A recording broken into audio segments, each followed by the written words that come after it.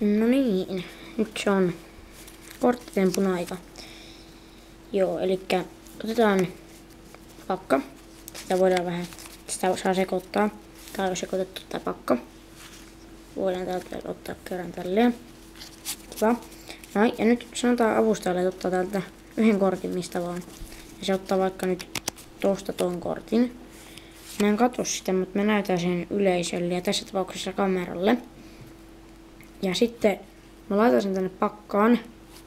Ja sanon avustajalle, että sanoo jossain vaiheessa stop, ihan missä vaan. Ja se sanoo stop vaikka nyt. Ja sitten mä laitan sen kortin tänne väliin.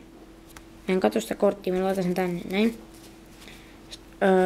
Voidaan nostaa kerran ja lyödä sitä pakkaa silleen, että siellä ei ole mitään rakoja.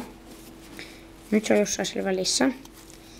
Ja sitten mä lähden kelaan näitä kortteja. Ja se kortti, se on jossain siellä pakassa.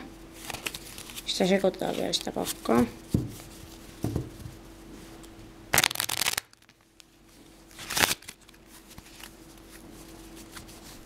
Näin.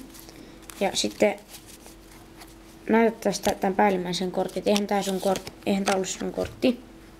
Joo, hyvä, se ei ollut se kortti. Sitten se onkin tänne pois. Ja se ei myöskään ollut tää alimmainen kortti. Nyt me voidaan kysyä siltä, että haluat sä, että mä otan sen tästä pakan päältä vai haluat sä, että mä vaikka teen jonkun vaihtotempun siihen.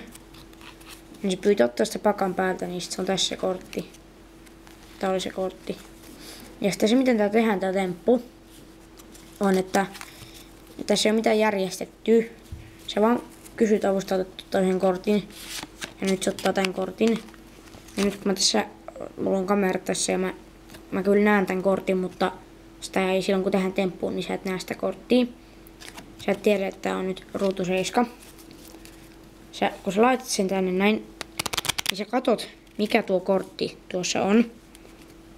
Ja laitat tämän kortin tänne väliin. Ja nyt kun sä muistat, että se on hertta 5.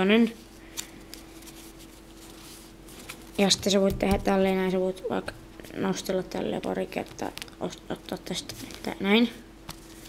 Ja se ei haittaa tätä temppua, koska sä löydät sen hertta 5 avulla sen 7, mikä oli nyt se kortti. Joo, ja sitten sä voit sekoittaa sen tuohon päälle, tai sitten sä voit tehdä jonkun muun tempun siihen. Sä voit vaikka näyttää sen tälleen vaan ja mitä haluat. Ja sit siitä voi lähteä improvisoimaan.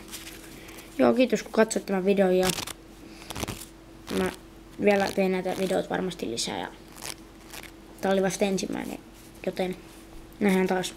Moi!